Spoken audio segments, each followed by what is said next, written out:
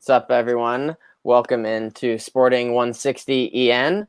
Got a mix-up today. I'll be your host. Not the craziest occurrence. I think it's happened a couple times in the past, but I'll pass it off to the first guest on our panel today. We got a full house. Sam, what's going on, Sam? I'm not bad. London, well, I say London. England is back on lockdown as of today, as it just happened. So not looking forward to the next month, but everyone's healthy, so it's all good, And Sporting are playing well. Can't ask for more. Nice. I mean, not nice to hear that, but yeah, I guess settle in again, man. I feel like we're lagging a little bit behind you like last time, so I don't know if we'll go full lockdown again, but Nando, what's up, man?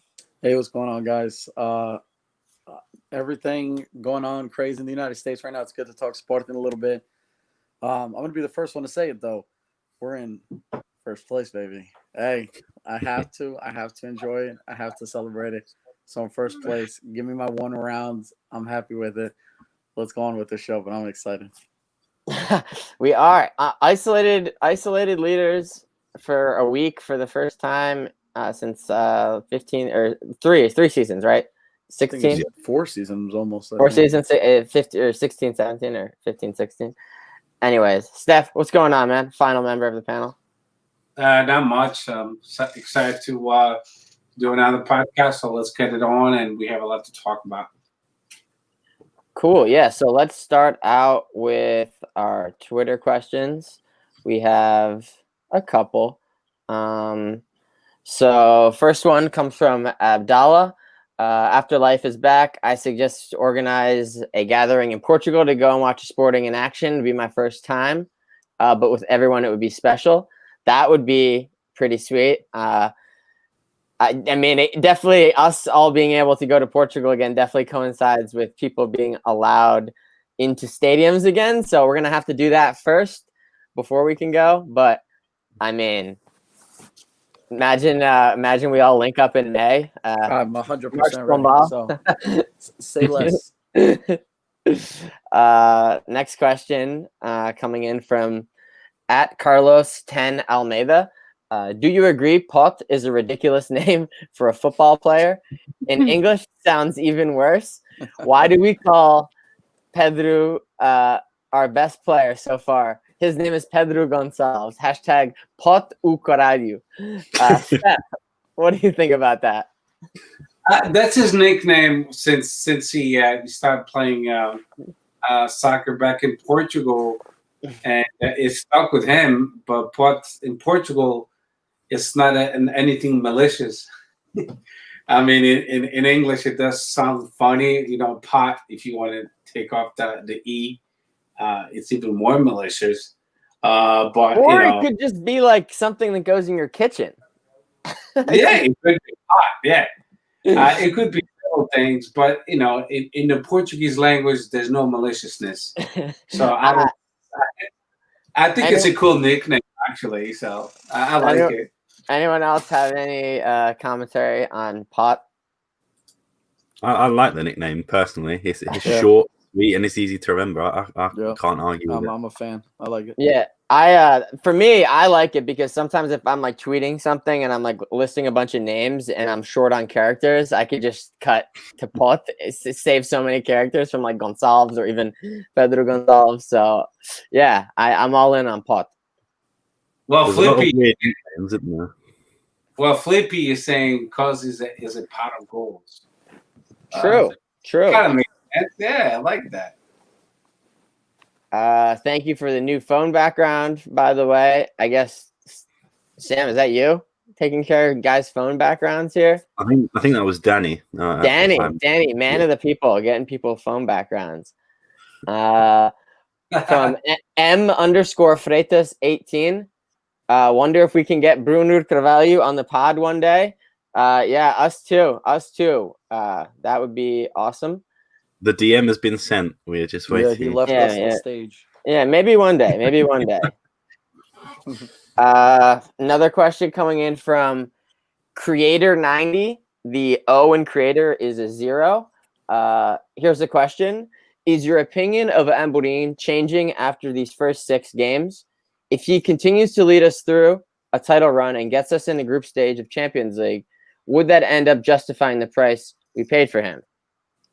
Sam, what do you think about that?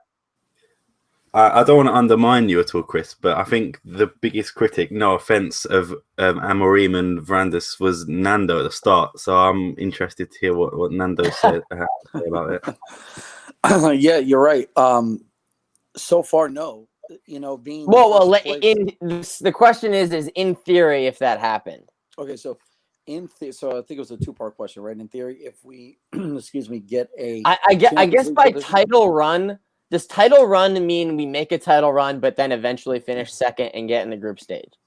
I think that's what he means.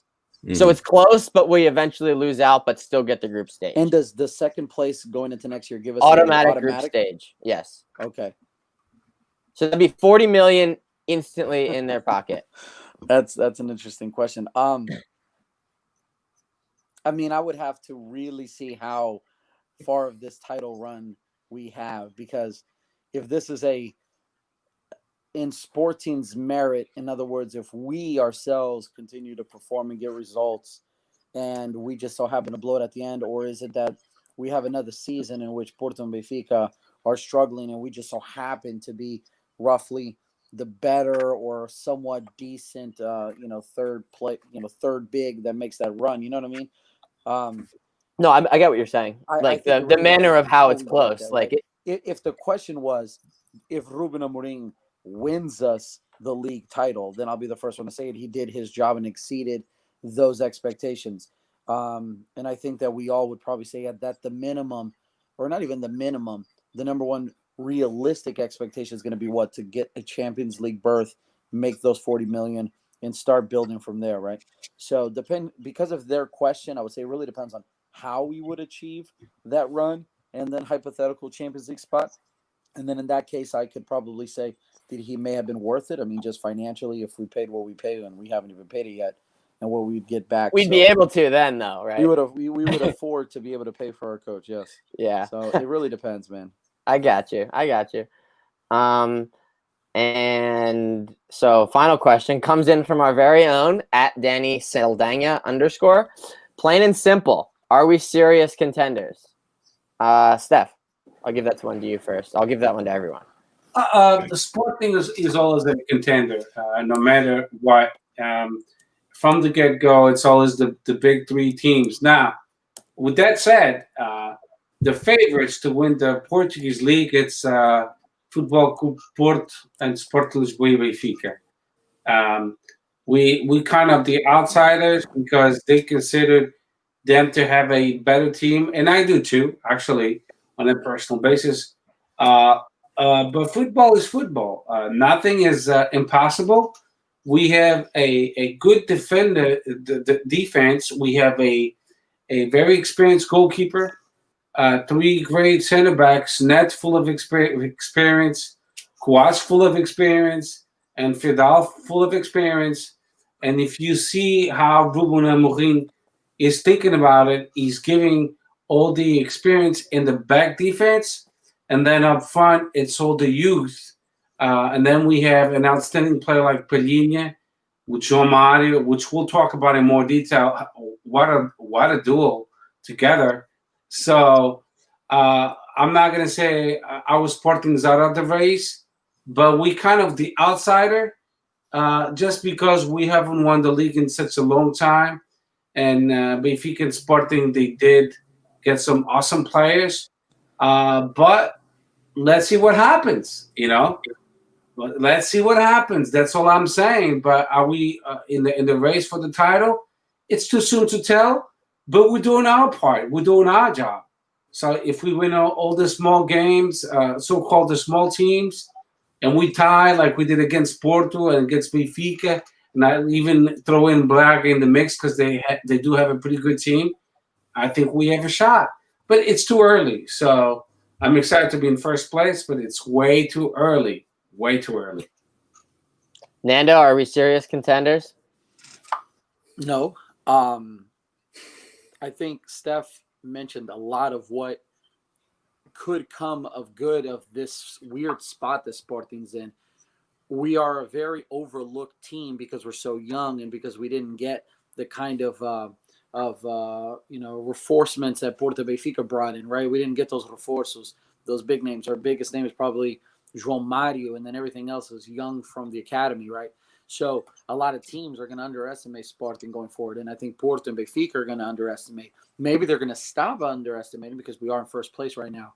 But again, Benfica, if they had taken care of business, they would have been in first place. So I kind of overlooked that. But we're in an interesting spot because I don't see us being a serious contender. But if we go into the winter, right, that all Portuguese dread because we hit that mark always in stride, or if we are in stride at that mark, then we fall off starting off. Buyers or sellers at the deadline. Exactly. Are we buyers or are we sellers? And if Sporting is if we're too good, though, we still might just be sellers anyways, though, which is the unfortunate part. We very well might be. I think we're in that unique spot, though, because with a young team, hypothetically going to winter, let's say first, second place, an actual contender, right? You have to start getting creative and strategic with where and who you bring in. Like the year that Sporting ended that 18-year drought, we brought in Mapenza, we brought in Cesar Prats, we brought in all these guys that changed the rest of that season and brought us the title. But I don't think we're serious contenders. I think we're still a long ways away from being that. But we are. I think this is the perfect spot for us, given the talent and given the youngness of our group, I should say. I think it's good that we sit and we ride this kind of like, the coattails of the favorites, like Steph said, the Portos and the Benficas that invested, especially Benfica. Let them kind of maybe get stressed out and overwhelmed, and then let's see how far we go. Yeah, I'm sure they're happy to cede front runner status to Sporting, but they shouldn't buy into that at all. And I don't think that they have. Amorim has been clear. Like, I don't think that they're concerned about that. They're just playing games right now, and it's really too early. The tabulations don't really even matter that much this early. But I mean, but they're showing promising signs, and like you said, proving to be a dangerous outsider is kind of like the perfect position to be in right now. Sam, what do you think? Are we serious contenders? I agree with everything everyone's had to say, but I do think that we do have a slight advantage just due to the fact we don't have the European competition. I know it's obviously we'd all prefer to be there, but when you think, especially because of COVID, it literally seems like every other week there's a Champions League game, and with Champions League game there's international breaks, which, to be honest, we can both see that a lot of Sporting players won't be making their international teams, but such as Benfica and Porto might. But for me, it's a long season, and we have the breaks that Benfica and Porto don't. So for me, I think we're not the favourites. I still put Benfica up there just due to the amount of money they spent, but we should be definitely up there come the end of the season. Hopefully second place, but obviously I'm pushing for first. But I don't want to be too confident, Yeah. Definitely don't want to be too confident. Definitely not something that we've really had to worry about being a position to be in. Made by Sam, the European competition, that's so important and so easily also overlooked, though. Just sheer people not being tired and that pressure that Porto and Benfica are both going to have, because Benfica is going to have the pressure of trying to perform better than they have in the last Europa Leagues, which they lost in the finals, right? And Benfica is completely disappointed from not making the Champions League. So they have to make a run, in my opinion, to satisfy fan votes and just sheer money spent. Porto is in the Champions League. They have to perform well. And then if they go to Europa League, they're still dealing with that. That's pressure and being tired. With that as well, just to add on to that, you have to remember that we have quite a young team, whereas Benfica, their two centre-backs, I think, are 32 plus, which in normal terms isn't quite old. But considering they've been playing a lot of the recent years, Vertonghen has had a few injuries, so has Otamendi. Otamendi was also never an every game center back for City either. Yeah, exactly. And now he's going to become that seemingly at an advanced age, or a more advanced age. He was the captain last game against Boavista, wasn't he? He's been the captain for the last 2 games. Oh, has he? Oh, I've not. I think is he just the captain now? Because Almeida is done, so he may well be just the captain now, which is wild. Yeah, Jesus picked him as the captain. which I think kind of pissed off the Portuguese older players at Benfica, such as Pizzi and André Almeida and stuff. Yeah. That's not our problem, so I don't give a No, fuck. I don't give a flying fuck. That's a So good question. what's up, sir? There's a good question by the real Alferensky. What is Roger going to be regarding the request of Ages? What is he going to do regarding the AG requests? I think he's going to do what he's been doing the entire time, which is stall, delay, deny. Like Flippy is saying, probably getting rejected. That all sounds awfully familiar. And he had that meeting, and then he pushed it off, and now it's like in a couple months. It's just going to be like he has a meeting every couple months and then doesn't do anything. Yeah, nothing's going to happen. Okay, and go on. We'll get into it later, but we'll get into it later. So yeah, let's just get right into the dare I say, definitely the best game of the Amorim era. Is it the best game of the Amorim era, the Kaiser era, the Silas era, and the Ponce era combined? It's not difficult. Dominating performance. 4-0 win against Tondela. Could have been 11 on another day.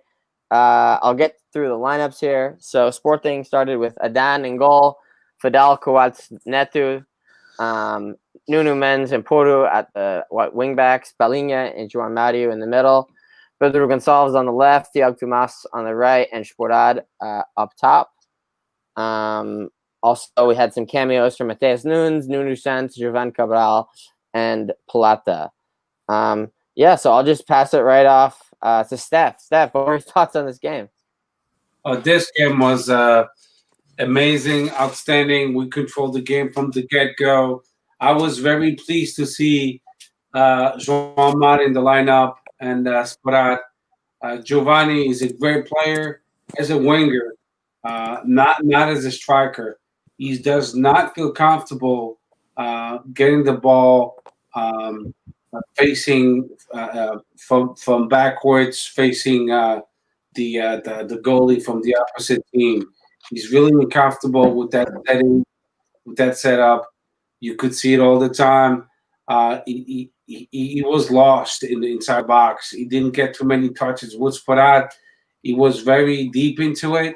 He feels much more comfortable in that position because that's naturally his position as a striker. So he was able to hold on to the ball, to win more balls, and hold on to the ball and make more plays. And that was the key of success against Tondela. It was João Mario, which he makes soccer, football. I mean, I say soccer because I live in America. I'm so used to it. Make believe it's easy to play the way he plays with such finesse. He's so intelligent, holding the ball, poising himself. He's like a maestro controlling an orchestra, and he was just impeccable. And that's what we needed. And I don't know if Ruben Amorim was listening to our podcast or Sporting160 from Portugal or other critics. But by putting João Mario and Sporad was key of success, and I hope he does the same thing against Guimarães, a tough game on Saturday at Minho, Estádio do Berço. So, but overall, great performance. I love the attitude of all the players. I'll give a plus to João Mario, of course. Palhinha, impeccable. What a number 6. He's much better than Dumbia and Eduardo put together, and a couple more I can remember. I mean, you could throw Elias in there. You could throw like 7 guys together in there. That's good. I hate to say it, but Aden, he's a great goalie. Full of experience. He plays well with his feet. I love Maxi. But Maxi being actually the backup and learning from him, I think it will benefit him. And if Sporting is smart, they will let Maxi play in the Portuguese Cup, in the Portuguese League. But I wouldn't take him out of the startup from the Liga Nos, because Adonis, you could tell he's a complete goalie, and we lucky that we have him because he brings a lot of experience and a lot of confidence to the defense. Vidal the same way, Coates the same way. Neto is the weakest link, but if you look at the defense, we only suffered 4 goals, and 2 of those were against Porto. So we're the second best defense against in the Portuguese league.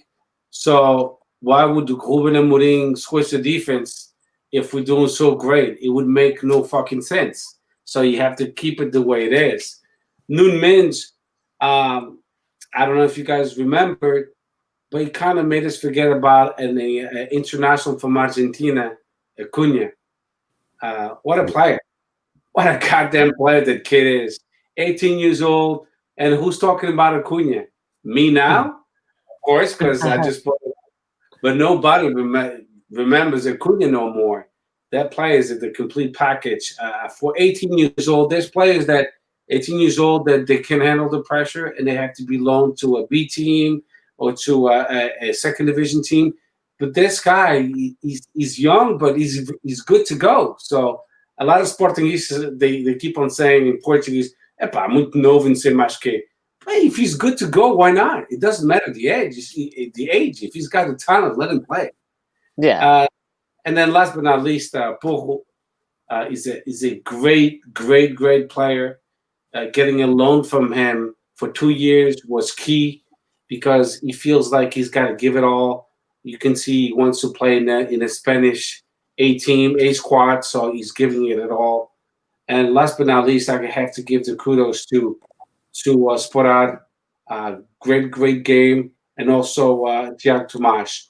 Even though he didn't play that well up front, but did you guys see how he played defensively? He kept the pressure all the fucking time. Oh, we won the ball. We won the ball from them in their defensive half so many times. Like we were just swamping them. He was so fucking annoying. You could see the Tondela defense like annoyed with him, and that's what I expect from Sporting players to be pressuring, and that's what I like Tiago Tomás.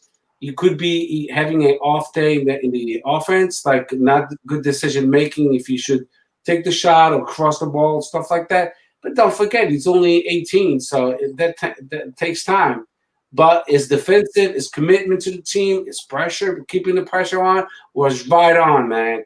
And I'll have a player like that on the pitch any day, all day long. That's what I got to say. Great game, 4 goals. We dominated the whole game. We deserve to win. But one of you guys said 11-0. Yeah, I said 11-0. Probably like 8 is more realistic. Yeah, okay. We did have 26 shots, 15 on target. Sam, what did you think? Definitely one of the best performances I've seen in a long time, but I do think we shouldn't get carried away. We do have Guimarães next Saturday or next Sunday, which is going to be a very difficult game. It's not going to be the same as Tondela, but for the Tondela game, we played fantastic. I look at our team, and compared to recent years, I don't see any sort of weak link. Maybe Neto, but like even when you look at the George Jesus teams, there was always Scalotto and there was Zeglar. You could point out the weak links in the team. You have one maybe in Neto, and I think that's about it. Every single player plays well. They play as a team, which we haven't seen in a while. Like especially last year when it was literally Bruno Fernandes take a shot from outside the box every game. It was Bruno Fernandes FC. Now we've got Sporar. We've got link-up play from Tiago Tomás, like you said. To me, I'm really excited on what Ruben Amorim's doing. I know it's early doors, but I think the way he's got the team playing, we could be in for an exciting season. Like Steph said before, Nuno Mendes is absolutely amazing. I totally forgot about Acuna before then. We've got players like you said, Tiago Tomás, who's coming off the B team, walked straight into the team. We've basically just got such a young squad, and everyone, like Pote as well, is just really exciting. But with that as well, like you said before, the January transfer window coming up, whenever a Sporting player plays well, you can expect to see them leave in the near future. Unfortunately, it's just the way it goes. But For me, my boy Sparar came in clutch for us. He was absolutely amazing. I know he has his doubters, but I think he did silence a few of them. There's something I still don't really like about Thiago Tomas, but that's just me. He's shutting me up, and I can't fault the kid for his performance. He was really good. But for me, great team performance, great manager. I think we can do it, boys. I think this is it. This is it. I said at the start, let's not get carried away, but I'm getting carried away. Do it. Nando? You know, I'm going to piggyback on pretty much what everybody has said. There's just a couple things that I do want to talk about a little bit. First, it was an absolute clinic, right? So what was it? 26 shot on goal. Yeah, 26 shots, possession 63%, tons of shots.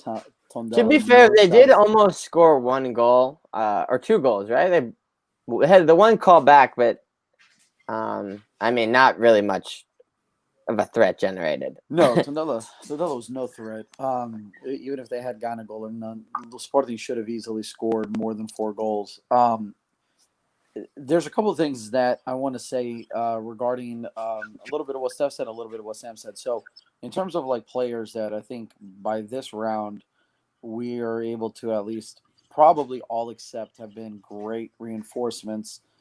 First and foremost, Adan gives us a confidence level that we didn't have with Max and we haven't had since Rui Patricio. I feel that way. So I 100% really enjoy having him back there.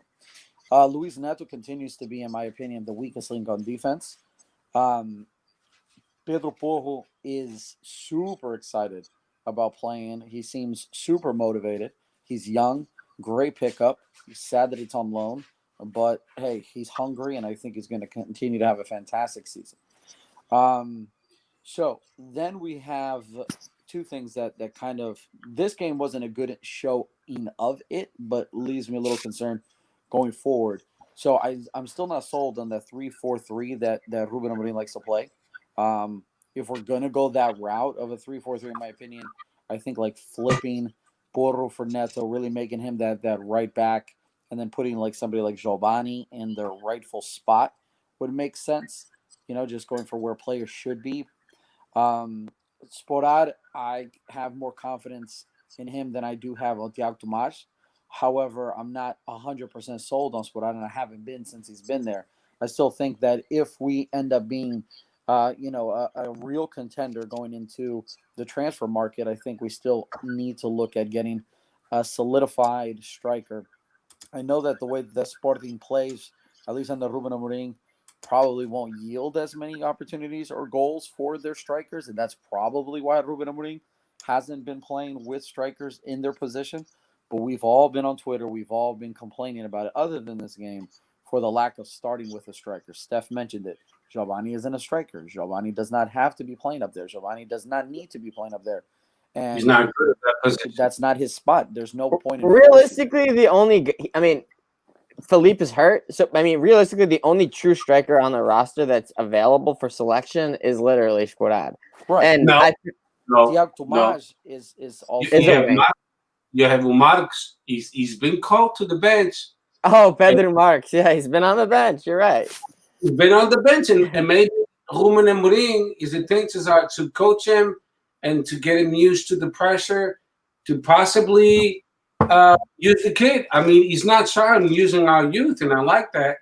So, I mean, this was the game, to be honest. It's a shame he didn't get him in Right. a 4-0. He came from which division? From He was- overseas. He was in the 2nd division of Holland, I think, if I recall correctly. Holland. And then maybe he might have got his loan terminated and to a 1st division team, I think. Mm-hmm. Mm-hmm. So, I mean, But like the point is, like, see how quickly we're all able to kind of chime in and opinionate on that forward striker position. Like that's still, in my honest opinion, still a no, it's link. not resolved. It's not resolved. You're It's right. not Even with resolved. Sporad, it's not resolved. It's not. And when everything is working well, and when every pistol is firing just like it needs to, great. But once we start playing, might be against Guimarães coming up, Braga, Porto, Benfica again, Bragas, and so forth, and we need a traditional striker, what's up, right? So that's a concern there. But other than that, great game, best game. by far, in my opinion, under Ruben Amorim. Fluidity, ideas. I'm so happy João Mario played. I think that the João Mario Painha combo is going to be maybe another João Mario William combo. João Mario Pedinha, He's what so good technically. I forgot how good he was technically. He's just to be he's honest, so confident, man. He's a and very Nando, listen to this. So let's say João Mario, he's got five yellow cards, means he can play for at least one game.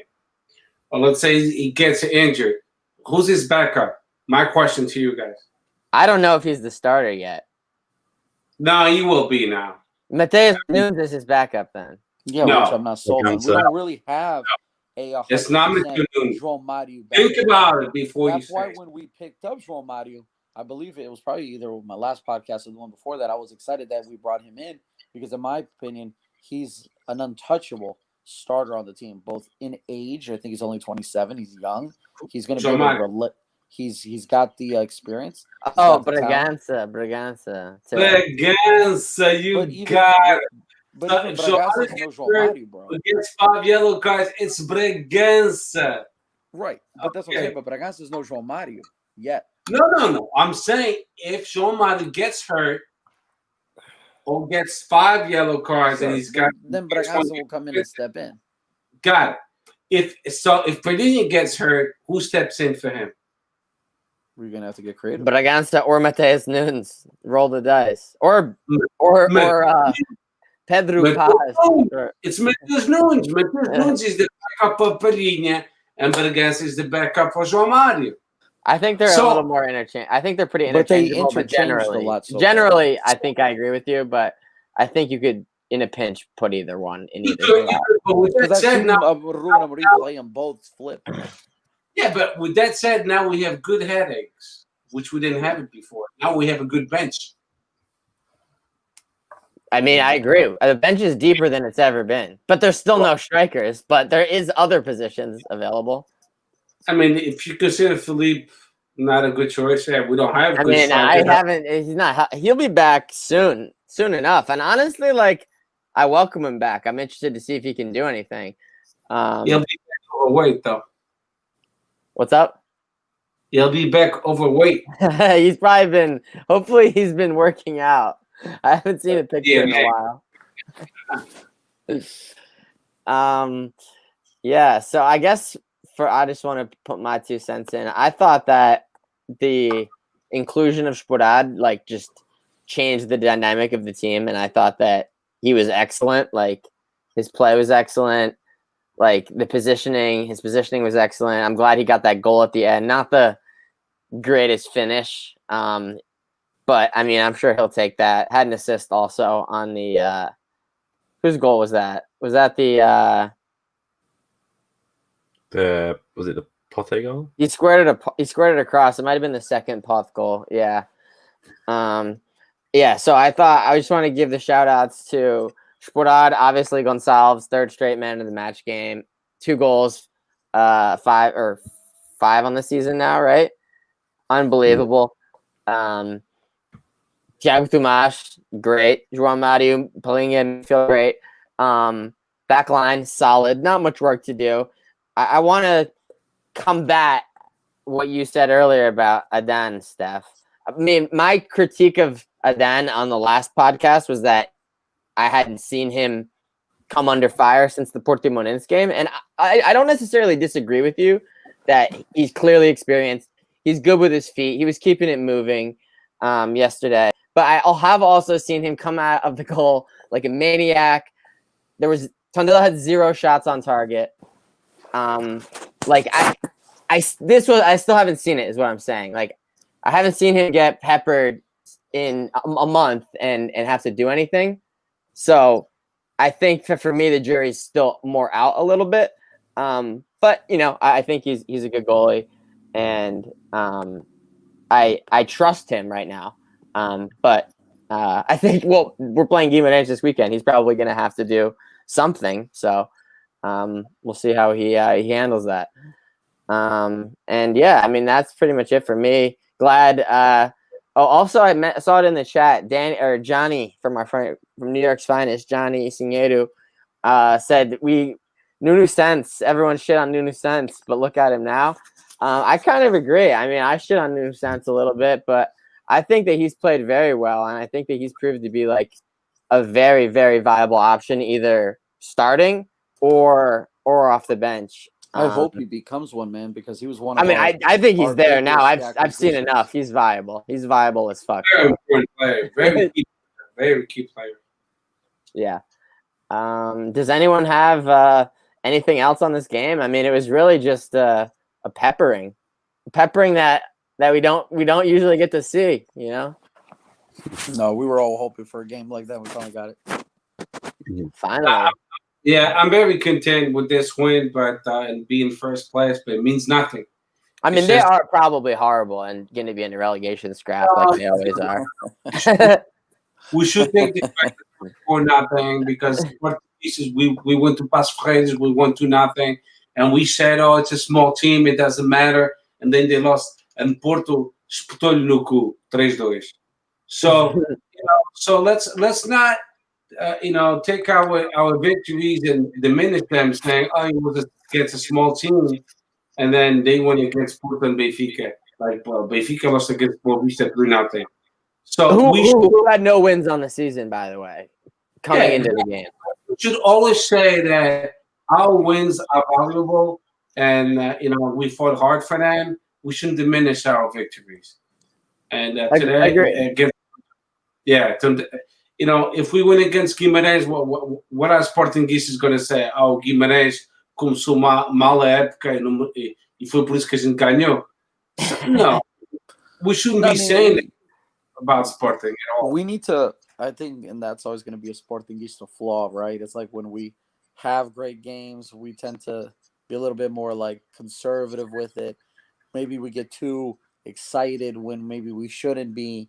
So, like, we took care of business. None of us here are going to question that. We did what we needed to do. And I think games like these, great teams destroy those teams. I think good teams win maybe 1-0 or struggle and maybe fall back and lose some points. But I think great teams are going from a good team to a great team, which I hope Sporting goes. We start taking care of these games against these teams that have no business coming to Alvalade and competing. And we go ahead and take care of that. And it was good to see us do that. It was good to see that all of the game we put it together. Not just I will parts shout of it. out Pedro Trigueira, though. I mean, he did have a hell of a fucking game. He probably had like 11 saves. I mean, that might be the record for the season of saves in a game. I mean, it was going pretty well, right? He didn't concede until like right before halftime. Something. Yeah. Yeah, so shout out to him. Very, very honorable effort. By far the best player on his team.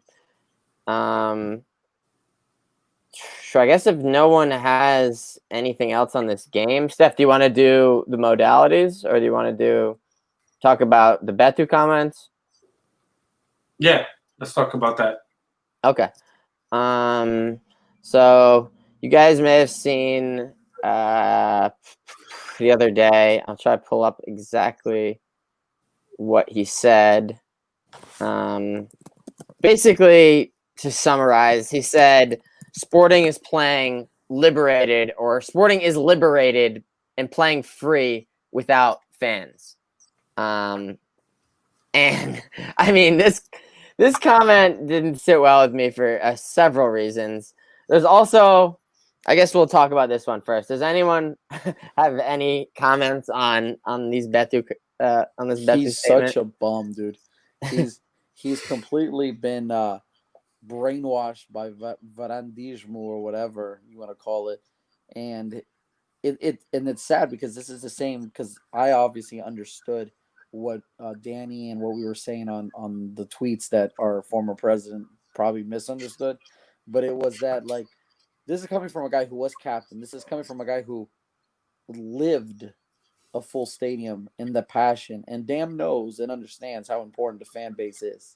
You know what I mean? And to go ahead and just shit on the fan base like that and to say, hey, look, we're probably doing well because we don't have to deal with any of you guys. Like, absolutely unfortunate comments that he probably didn't think out before he said. Maybe you have some more reasons as to why you dislike those comments, but it pissed me off. It really, really pissed me off. Yeah, so I saw these comments earlier in the day, like maybe around like 10, 11, and I was at work all day, driving around for work, and then I kind of didn't think about it until like maybe like 4 or 5 when I was wrapping up work. As I thought about it more, it really and this is also the crazy part. So Beto isn't even there anymore. He, for whatever reason, tapped out of Veranda's rooftop lifestyle, right? I don't know why. Maybe it was a personal disagreement. Maybe he didn't believe in the project. Maybe he wanted to hang out with his family more. I truly have no idea why he left. But so this guy isn't even there anymore. But I think that this mentality that he is demonstrating is pervasive and speaks for many of his former colleagues as well. So it's like, I just think that they've lost the plot, right? Because what is this club without fans? Like, what is all of this for? Like, what are you even doing here without fans? It's like they're thinking like they've been so brainwashed, or whether the politics of the moment of them being the anti-fan guys is contributing to this. It definitely is. Like, so it's like petty politics combined with like this desire to be these like global business superstars. Like, they don't even think of the club as like a living, breathing like thing for made up of people, real people. They think of it as like a corporation, like a trademarked entity. You know, like they've been so like this mindset has been so pervasive that like when they talk, it's like they misspeak, or they accidentally say the quiet part loud. Like, they all think this, and he was stupid enough to actually say it. It's so telling. Like they've lost the plot, and they literally don't even recognize the club for what it is. Like, without the fans, none of this is even here. There's no money. There's no deals. There's no stadium. Why is there seats in the stadium? Like, it's just, I don't know. It's really, really, really bad. And it shows how far gone it is. I don't know, Steph, do you have anything else? No, I get it. I do understand what Beto was trying to say. He's one of my favorite players of all times. I think he was talking out of experience as a professional footballer. That if a young team is losing at minute 87, and all of a sudden the public is going boo for them to recover, it's a lot tougher than not having that kind of pressure. If I was in his shoes, I don't think I would have said that. He shouldn't have said that. But I'm not gonna take away the Sportingismo of Beto.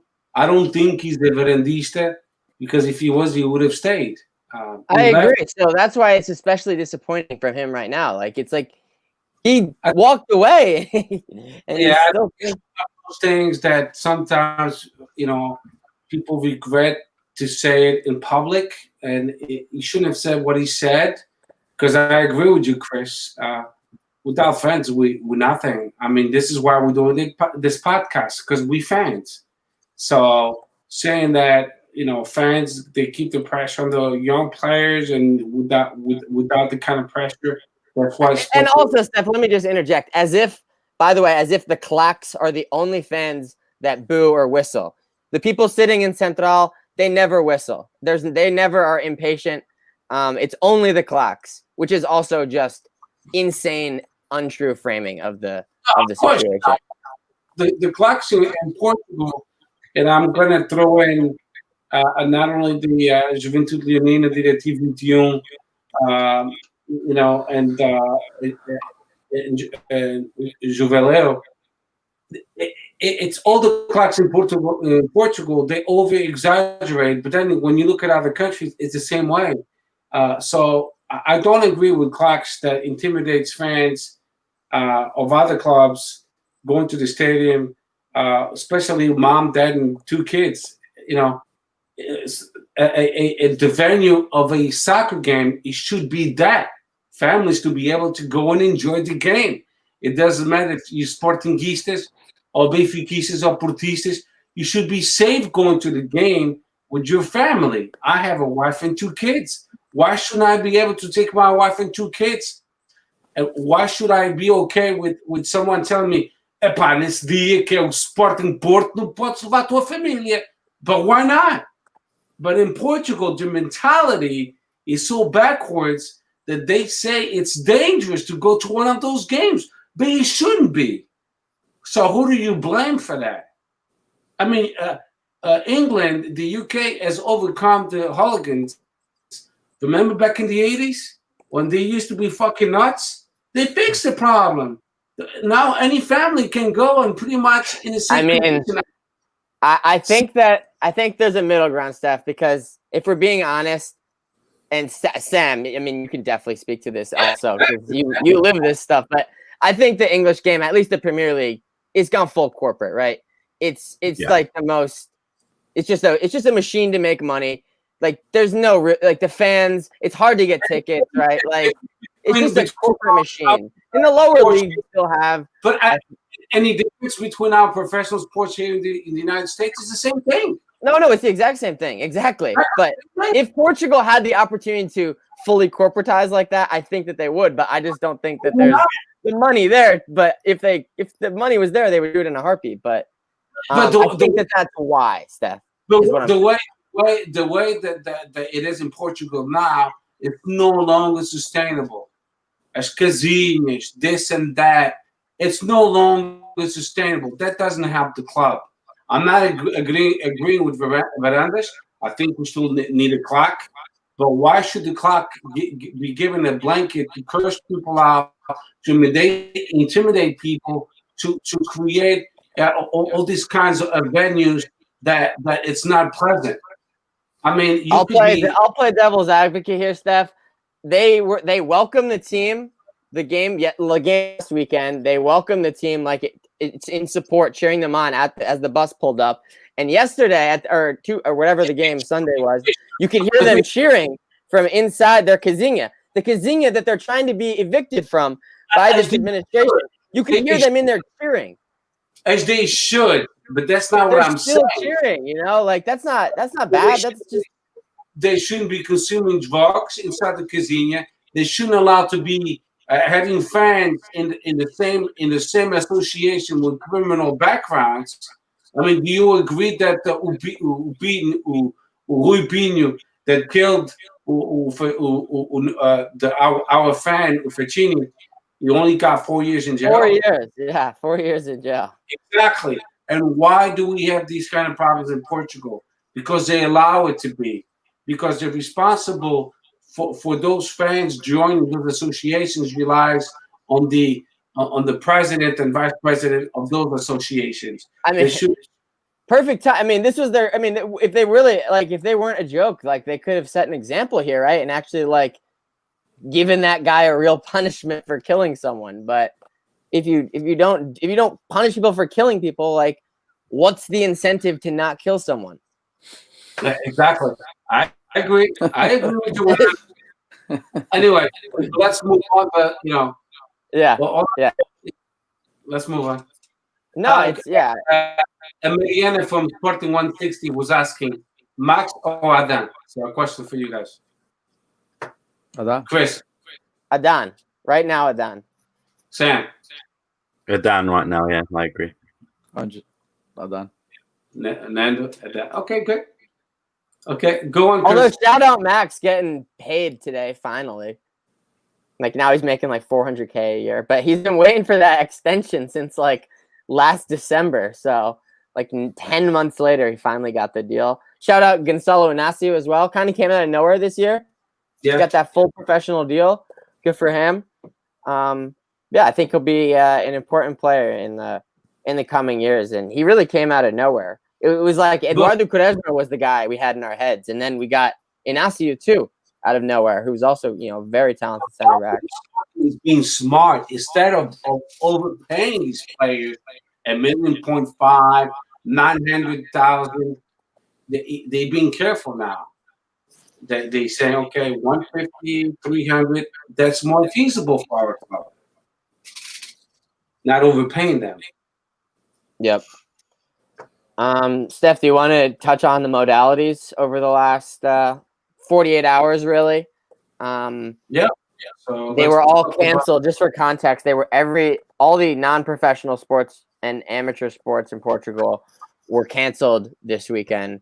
And so we've had games yesterday as well as today. Yeah, so our basketball team, they played against the Immortal, and we basically spanked them. It was a big, huge game at home. We didn't give them any chance to that game. Well game played. We won at the top contenders. We won in a comfortable way, 101-72. So we have the edge in basketball. I think Sporting could become champions of Portugal because we do have the better team. Our volleyball team in the CEV Challenge Cup, we won 3-0 against the Germans of Gießen.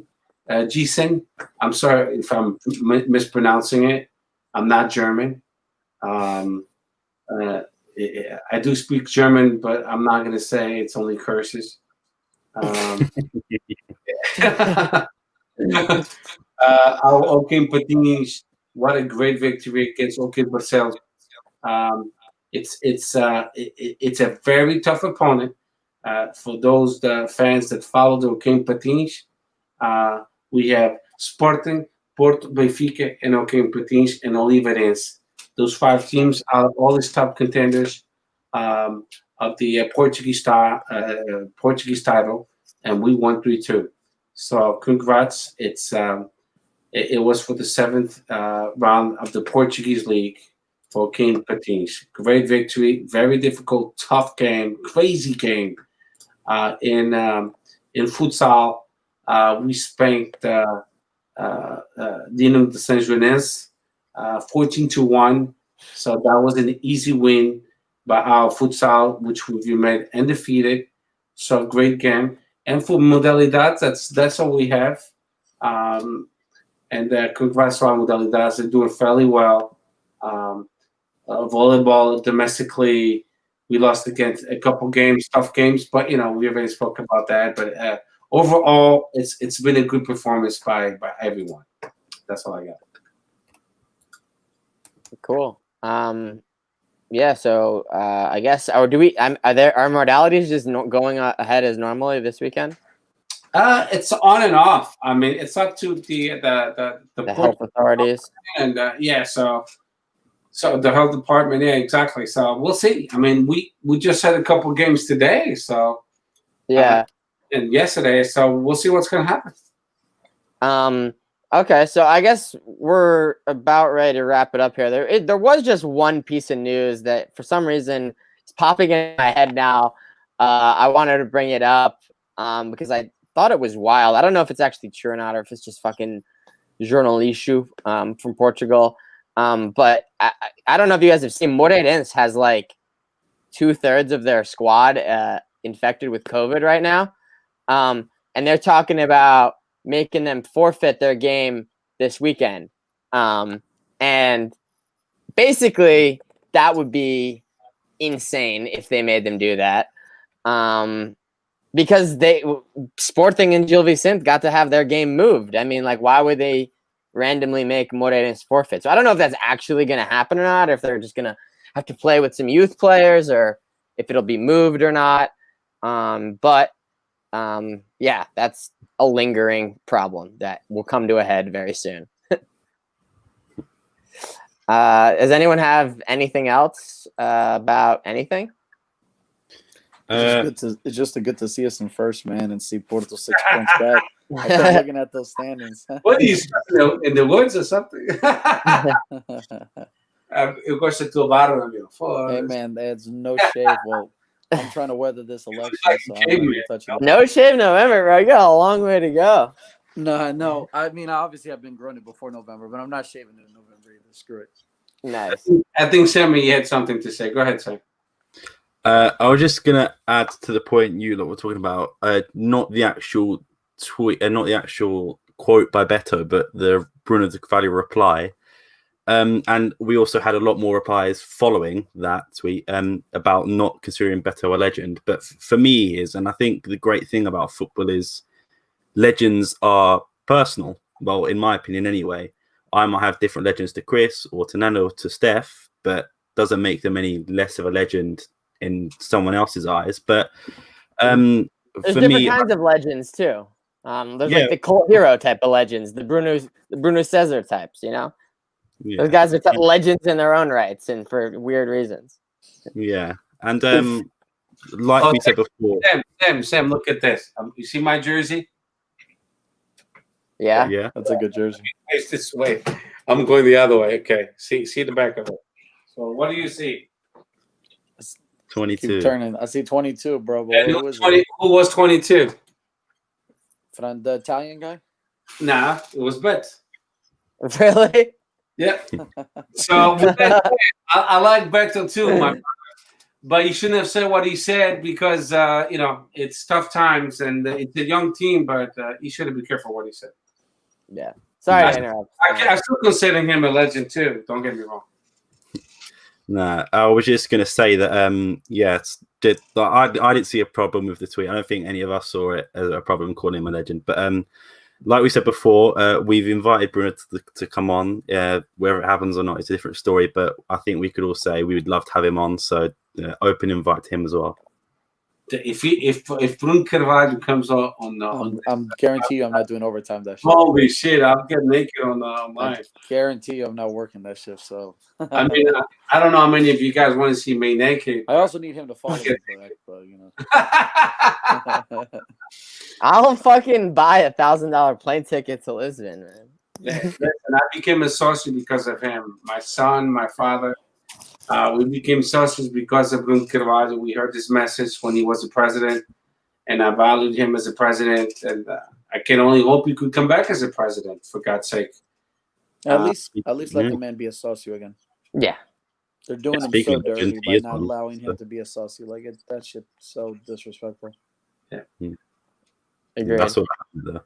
Seeing him as president again, I think, is maybe wishful thinking, but seeing him back at the club shouldn't be too much to ask. No. I mean, If anything, he'd be paying Contes like. what do you? You don't want his 200 euros a year or whatever?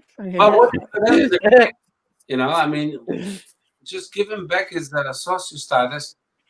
I mean, I don't know if Fernandez is afraid he will lose in 2022. I mean, I think that a lot of his moves are based out of the fear of that, such as randomly deciding to care about one of his vice president's domestic incident from 2 years ago.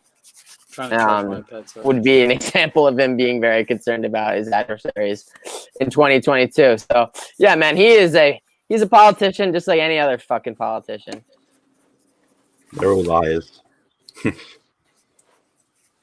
All right, guys. Want to wrap it up here?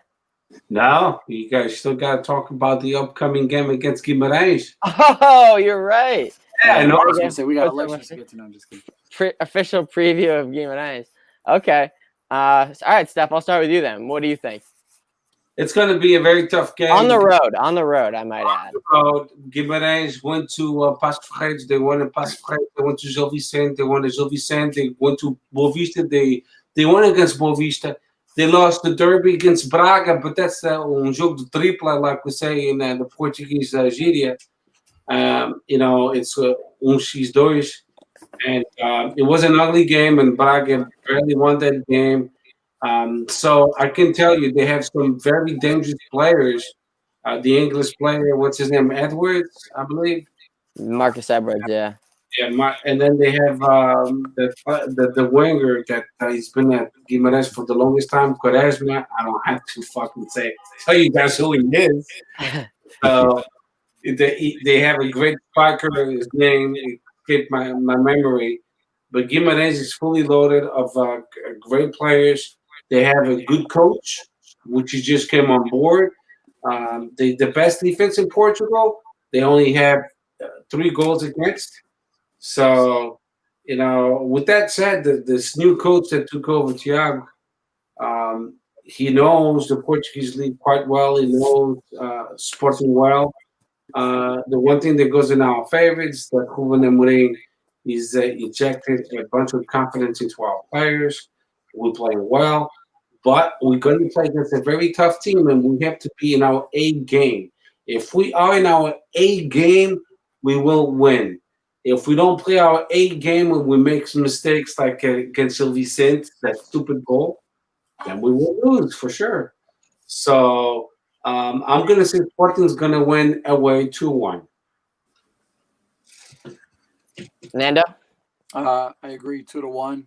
Tough game, but a good test because it's these not quite the rival games, but always a very hard place to play, whether they have fans or don't have fans. It doesn't matter. Guimarães is a tough team. I sympathize with Guimarães. I'm from the Braga area, so I really do sympathize with them. But tough place, 2-1. And I think it's going to be a really good telling for us coming from a 4-0 win and going into the run at first. This is going to be the first game that these young Sporting players are going to have a little bit of that pressure to continue to keep their standings. You know what I mean? And I think that's going to be a very big test. I do believe and agree with Stefan, a 2-1 win. Sam? Make it 3-3. I think it's going to be 2-1 as well. I do have a feeling if Quaresma starts, he's definitely going to score because it's written for us. But I agree with what they said. Tough game, especially away. Our second true test after Porto. No disrespect to the other teams we've played, but this is one of the make a team games. But for me, I'm going to go 2-1 as well. I think it's going to be one of them dirty, scrappy games. So I'm actually looking forward to it. All right, so I'm going to mix it up. I'm not going to bet against Sporting because we're rolling right now, but I'm going to say it's going to be a 1-0 win. Always tough. I feel like whenever we go there, it's always tough. We often leave without the result. I remember we got a late winner, I think the year that we almost were champions there. Yeah, always a tough venue. Going to be a quality team, even if they haven't started at full momentum. But I mean, I guess we're we got the target on our backs now, right? We're the first place team coming in there, and I mean, anyone gets fired up to play us, so I'm sure they'll definitely be up for it now. Yeah, so I think we'll win 1-0, and we keep first place for another week. And I just had to. And I'm thinking far ahead. Second to last game of the year is at the Luge, so. If anybody wants to go to Portugal, see you guys there. I'm just throwing it out there. I'll make a promise live on our podcast, which we have around 130 views per podcast, which is not bad. I mean, we're 7 hours up, with 2 viewers, so having 130 is not bad at all. So if Sporting becomes champion of Portugal, I'll be there in May. I will also promise that if we have a chance. And Sam, you got to be there. What is a chance? What is a chance mean? You're going to go if we're 5 points back with 2 games left because there's a chance? Hey, we're good at math, bro. So if we have a chance to celebrate that title, hey, Nando, I'm going to. Eu ponho astronauta, caralho. Eu ponho fato astronauta.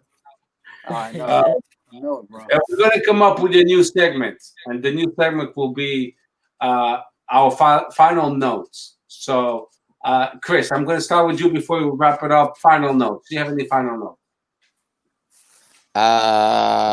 Anything. It can be anything. It doesn't have to be about Sporting. It could be anything. Final notes. No, I don't have. I'll generate a final note. As expected. I just think that it's very funny. The cover of Record today, Verandas and these guys are absolutely fucking eating this shit up. They're eating up the first place, the being in the title discussion. The title or the cover of Record today, yesterday, if you're in Portugal, says vamos Sporting busca reforço em janeiro para atacar o título, you know? Which is like the narrative swings that these guys are willing to do in record on behalf. Like, Varandas is basically writing these articles. I mean, at least the articles like that at this point, or he's directly feeding that kind of stuff because it's just like, it's so obvious. I mean, obviously, these guys live and die by the moment, so they're living good right now. Often the moment hasn't been kind to them, and they've kind of felt the heat. But I'm sure that they are so fucking relieved with this right now. That they're 6 games in. they're talking about 1 week it's Alcachet to put us in this hole and we're trying to get out of it. The next week it's we're talking about the title because we're in first after 6 games. I mean, it is exactly. Just is hilarious and we can all see through it, so that's good. But I feel bad for people that are like buying into that kind of shit because it is just they're just towing the line, pulling the narrative, And that's my final. I don't think no one is buying into it, but it feels good to be in first. I think like 40% of fans are buying into it. My parents moved to Portugal, and that Esperança pesada is there when the resultados aren't there, and then when the resultados are there, it's suddenly like, já viste, o gajo sabe faz. That's exactly what it is. It disgusts me. The only good news is now they live in Portugal, so I don't have to get as pissed off because of the time difference. But so, Sam, those are my final notes. My final notes aren't about sporting, but I know you three live in America. I know we've got a lot of American viewers. No matter what your political party is, I just wish you all luck in the election. I hope everything goes well for you. Everyone may not agree, but I think we all agree that we want the best for each other. So I'm just saying good luck to you guys on whoever wins. Appreciate that. Thank you. I think it's already tainted, but thank you. Yeah, I'm my final note. I'm going to piggyback on what Sam said. I mean, it's tumultuous times. Probably for the next few days still. I just wish, I know we all can have this conversation, but I wish that as a country that we could have a conversation where it's okay for people to have different views and have different beliefs and still understand that that's fine and that's totally okay. And that we can every day literally live with that and not be so extremist. That's what I hope to see coming from the next few days. Not probably going to happen, but that being said though, hey, we live in it. We'll say if it happens. I think it could, to be honest. Yeah. So okay. So I like that. And I'm going to piggyback off Sam and piggyback off Nando. So I'm going to tell you really quickly what happened on the election day on the 3rd. So my wife and I became an American on the 15th of May of 1996. So it's like a date of birth for me. I'll never forget it. When I did my oath, I swore that I would defend this country and I will die for this country, and I meant it. It's what I believe in. And it doesn't matter who's the commanding in chief. It could be Democrat or Republican. It doesn't matter. I'm going to follow whatever my commanding in chief tells me. But we went to vote at 7:00 in the morning, and it was very cold actually. Was there a line? Freezing, bro. Yeah. I was there 6:30 and there was a line. On the pole. And it took us 2 hours and a half to vote. Could have been worse. That's not good, though. It took me an hour, thankfully, but I was freezing the balls off. In a state that we knew from the get-go that it would be a Democratic state. It didn't matter if we voted Democrat or Republican, but we knew from the get-go because in the U.S. they do all kind of surveys, so we know. There's other stuff. There's local stuff. Yeah. There's the governor. There's the senators and all that stuff, and House reps and all that stuff. So the funny part about all this, to wrap it up, was we were stuck together with strangers. I didn't know the guy on my right, the guy on my left, but everyone was very respectful, and we spoke with Biden supporters, Trump supporters, and guess what? It was a great conversation. Everyone got along. Nothing happened. Nothing crazy happened. and everyone agreed, and everyone presented their points of views, and everyone was respectful. So that and my wife and I, we're telling each other, we just spoke with strangers and we all got along. Why can't it be this way across America? I think maybe now that that's a good point. I think that the examples of us disagreeing may be blown up a little bit more because what you're saying, I met a great guy and we talked. We had different views. That doesn't sell papers, These guys are, agreeing and having a good combo. Like people fighting is what sells papers. So I think there's a bit of an incentive. It looks like Biden won, and it doesn't matter how he won, but he won. And if he won, we should be respectful and accept it. And that's the way win, it should be. And that's it. That's the. I mean, it's leaning like. Yeah, it's looking like it. They didn't. It's not official though. Yeah, basically it's 264 votes. And the mail-in votes are basically all Democratic for the most part, like 2-1. Yes, I'll admit it. So he's got it in. And the good thing is, and I hate to say it this way, but the good thing is the Senate remained Republican. And that's good to keep it balanced. You don't want everything to be in one side of the house. So by having the Republicans control the Senate, we'll keep the country in balance, and the Supreme Court is heavily conservative. So that's good too. So and the House is Democratic, so it is a mix. It's the president will be Democratic, the House will be Democratic, will be Republican, the majority, and then the Supreme Court will be heavily conservative. Yes. So that's a good thing. It keeps everything check and balances, because you don't want to go too liberal, because for some reason they think socialism is good for this country, but then you talk about countries such as Venezuela and such as Chile and countries like that is gone south, and they're struggling now as we speak. So you don't want too much of, liberal. I'm conservative a little bit. I love Venezuela. Well, go there. Let's see if you come back. You know who else loves Venezuela? Jose Peseiro loves Venezuela. He's the coach of their national team. Our Portuguese immigrants. Venezuela. Our Portuguese immigrants used to be in Venezuela. They were known as great bakers in Venezuela. Also, Danny, the former Marítimo player, and he was born in Venezuela. Yeah. It's not good. Anyway, enough about fucking Venezuela. That's not a fucking podcast. All right, guys. Are we calling it there? Yeah, I think so. Yeah.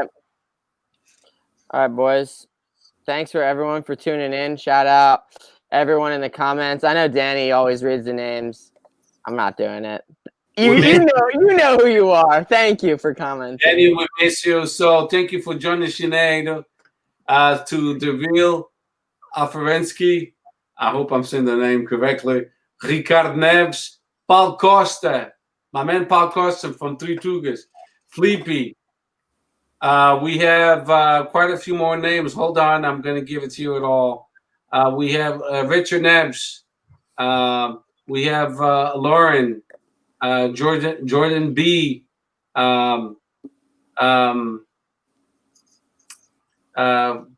Michael Casoilo from Three Tugas. I haven't spoken to him in a little while. Carlos Ferreira. Couple more names. Mariana Cordeiro Ferreira from Sporting160. She joined us too. Thank you, Mariana. I just heard your podcast. Great podcast. You guys were right on point. So, thank you to all of our friends. Danny Baldwin from My Job is an American. He follows our podcast just because, he hears me doing a podcast sometimes with My Job. So he's always giggling with me. He's a great guy. He's a Portuguese now, he told me. So when I saw that Benfica lost against Boavista, he was happy. He's a Manchester United fan. So, and then Footy 24/7. And that's it. That's all we got, man. And Josh Costa, Josh. That's it. from Australia, and Marco Couto. That's it. I think that's it, guys. That's it, Chris. Thanks, everybody. Thank you. Viva o Sporting Clube Portugal, #1. Ciao. Always. Tchau, bacalhau.